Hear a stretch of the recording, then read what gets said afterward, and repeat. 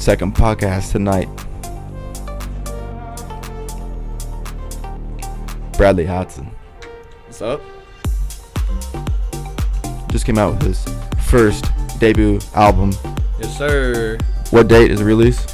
January 10th. January 10th. It's coming out. Day after All the- platforms. Yes, sir. Sir. Nights at Lindell. On Lindell. Nights at Lindell. Nights at Lindell. Let's go. Yes, sir. It's Sunday night. You're feeling good.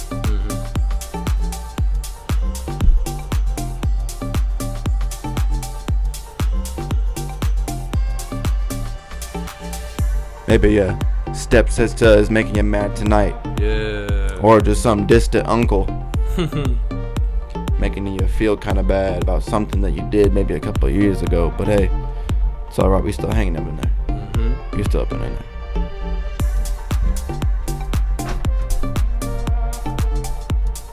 Let's go.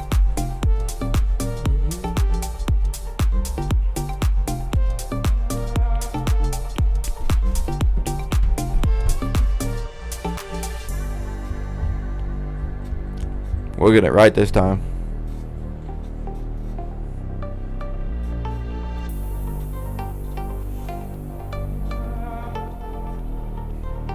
Party rock, party rock. Yeah. All we wanna do is party rock. Hey, we pull up to the crib all night. Wanna get right. Pull up with my boys, feeling really tight. Walked in, looking really right. Yeah. At the party tonight. Yeah. Couple girls around, yeah, they alright.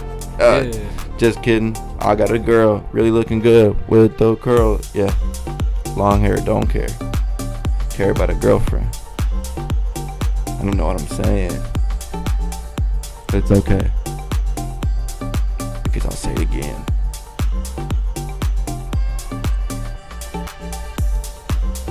Oh yeah. How long is this instrumental? It's probably pretty long.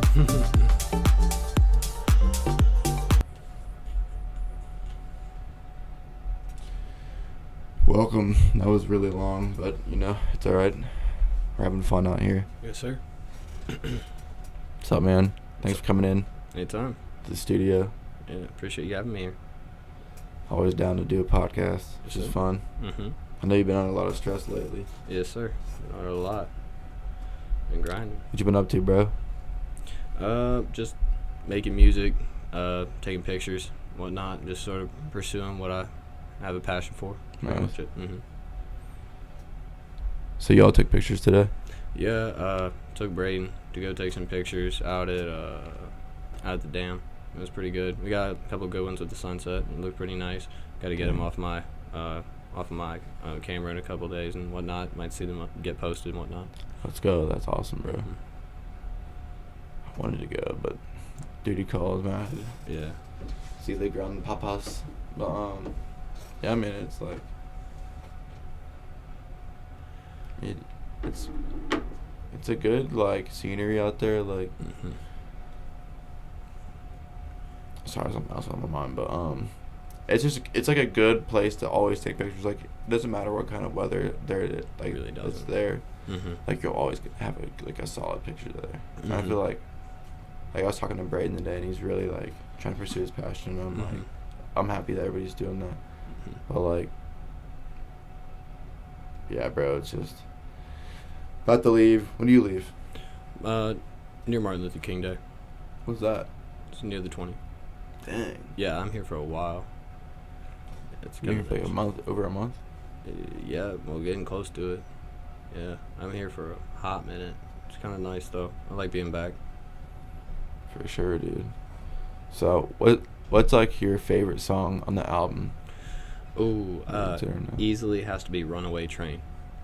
Runaway Train is my favorite song. So, before I actually started like making music and whatnot, and I always just felt like it was easiest for me to not talk about what I was going through, and I could just write it and I could make it into an art, because I feel like a lot of people just have an emotion and then they waste it. Yeah. Because, you know, if you're happy, you should go do something to like match your energy. If you have something that makes you mad, you should go do something that maybe like matches that energy. For me, when I'm angry or frustrated, I like to listen to rock music. Or like I like to go do something that like uses a lot of my energy. I'll go play basketball or baseball or something like that. So in the place that I was at, this is actually, I have the date memorized when I started writing it. It was February 9th, 2019. I had a lot of things go wrong. I had a bad relationship. Stuff just sort of fell through. And I didn't really know how to deal with it, especially like because I felt like I was pretty alone in the moment. And so I felt like I needed to talk about like what was going on. So I just started writing about it. And I got the hook and the first verse done. I was happy with it. And you haven't been rapping, like this is your first time. My first time actually getting behind a mic was 2 months ago. So this has been like sitting, waiting, and just normally I only spend about 30-40 minutes writing. Lyrics come really easy to me, but this one I spent a couple weeks on, and maybe even a month and a half, and I just slowly started adding to it. And it's so whenever I have a really creative idea, I envision it in a sense. And the way it worked out, it was like late 1990s. Like, so this dude was dating this girl, and this girl broke up with him because his music career was going nowhere. So then she gets in apartments a couple years down the line, and she's got old MTV showing music videos on the screen. She's just folding their laundry and whatnot. She looks up, and she sees me, and I'm rapping about that breakup. So then during the next hook, she goes and finds me in the local studio that I'm always at. And then the next verse is me telling her why it won't work out now and why I'm staying away from her, even though after all the success, because she was coming back to me because of my success and because of what I was saying. And so that's the one where I put the most thought into and the most emotion. That's awesome. So that's why that one's my favorite. That's deep, bro. So like, you just made all that up? I just, what I do is I understand that, like, I haven't been through a lot. I mean, I'm a small town kid. I don't have a lot. I graduated the class of like 140. I didn't really have a lot around to like base my life off of. So the best way for me to do it was to, besides emotionally, I had to come up with a scenario that was far and beyond what I had been through. And so when I put it in those shoes, in like such a term that you'll be able to understand the emotion on my level of what I felt, that will be able to then go ahead and explain it to a wider group of people, because now it's something that, you know, you might have seen or heard before. Yeah, everybody, you know, can relate to it. That's what this was a big part of, is that I felt like I had a talent when I realized I could write, and that's how I got out my emotions, was just by writing. And so I was just sort of tired of having it, because, you know, people have problems with ghostwriters and all this stuff, but I personally don't. I mean, one of Rihanna's biggest songs was written by somebody else, and there's no problem with that, in my opinion. Me, but when I don't really. I think that some people have different talents, you know, and like I think that some people that are really, really good at performing and singing just don't have that talent. You know, they're just really good at entertaining, but like, you know, it sucks. But yeah, I saw a thing just recently. It was about Cameron.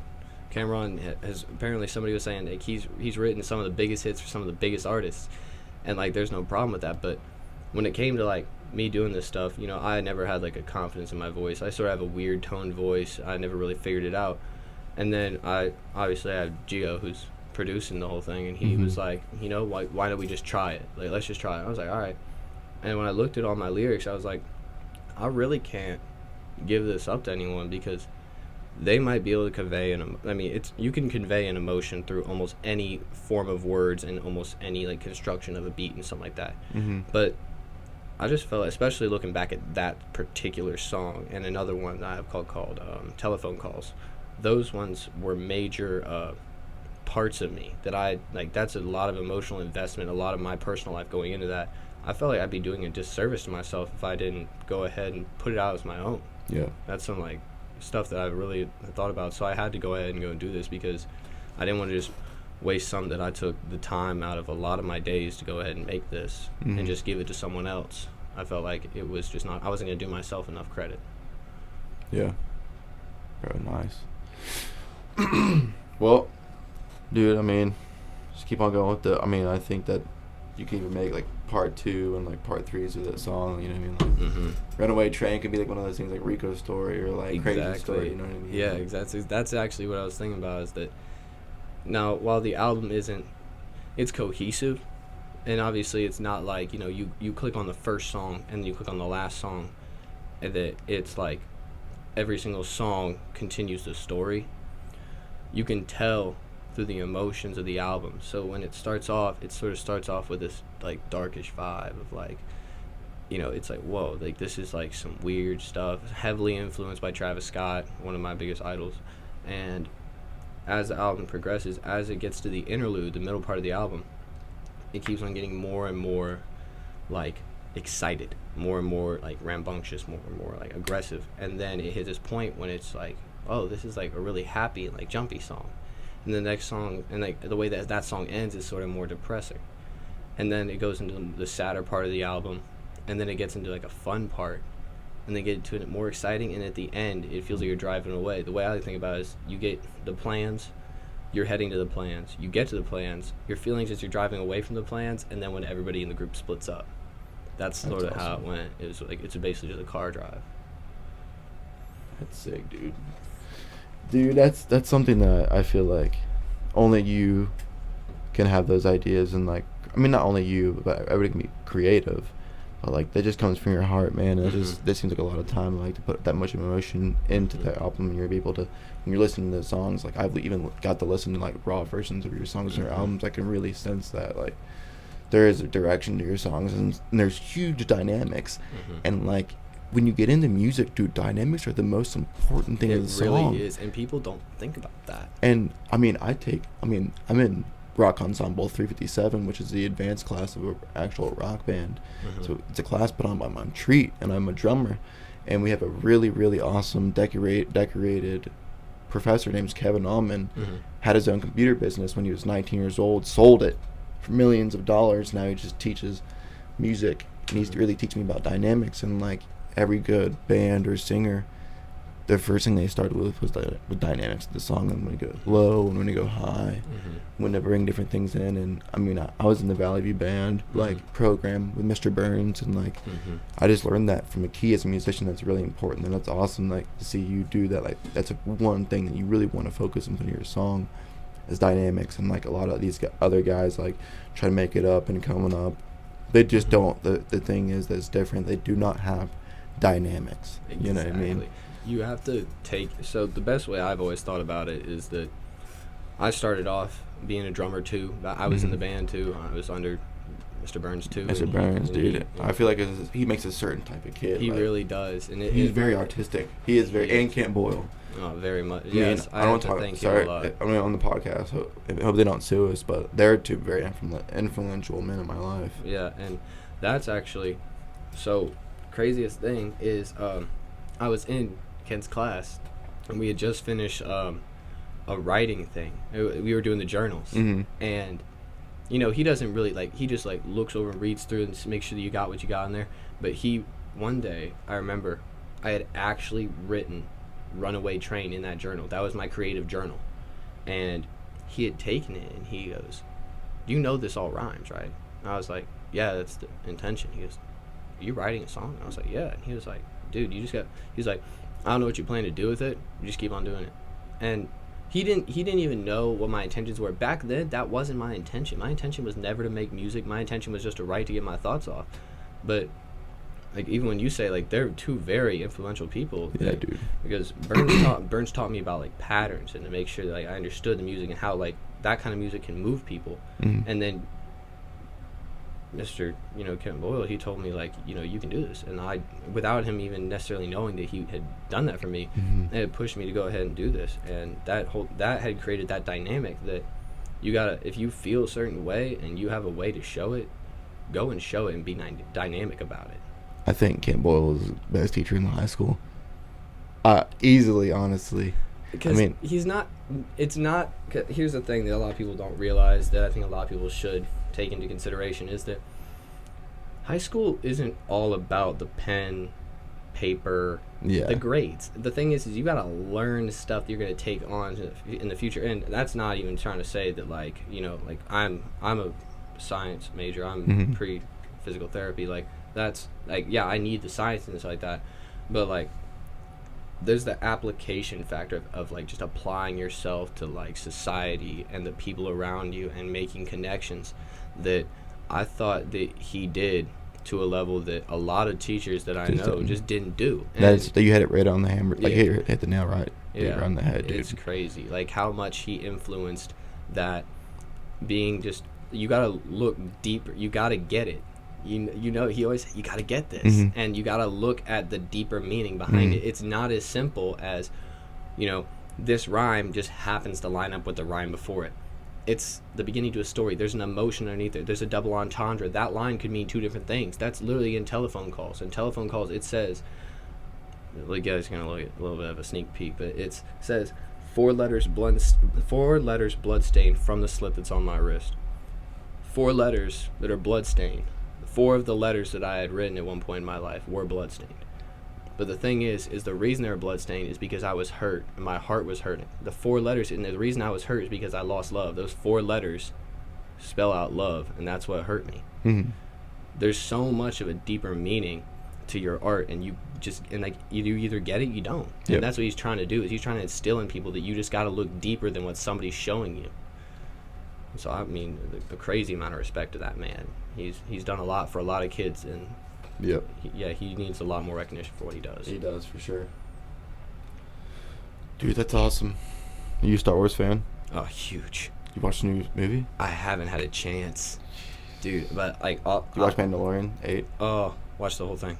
Fantastic, amazing. It was pretty awesome, dude. They had Bill Burr in it, bro. Mm-hmm. I'm not trying to drop any spoilers, but Bill Burr is in the Mandalorian. Like, catch up, dude, if you haven't. Yeah, if you are a Star Wars fan and you have not seen any of the, like, outside of the main 9 movies, like Expanded Universe, Solo, or any of those, if you haven't seen any of that, or even the Mandalorian, you need to go ahead and watch it, because there is so much backstory that you don't realize until dude, books, comics, absolutely video games, endless amount of story there's about so Star Wars. much that you just don't realize it until you watch it. You're like, oh my god, this connects this part of the story. This is what was happening behind the scenes. Yep. And it blows me away. They did an amazing job with all of those series. Bro, have you heard Adam Driver's TEDx talk about how he came like from Marine to like a actor basically? Yeah, I did. I watched that. I think I watched that like just recently, actually. That was really good, dude. He's awesome. He really is. There's a lot you can get from those TED Talks, man. TED Talk is amazing, dude. Hold your eyes. You mean like last step back there? Where? Behind you. Oh, yeah, I got you. I felt, brother. No, are you good? Parched. Here you go.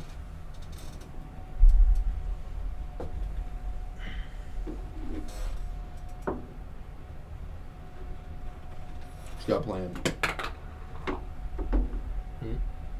What you got planned? What I got planned for today? Or like long term? Long term. Long term. There we go. All right. Long term. Going, obviously I'm pursuing my academic career at Toledo.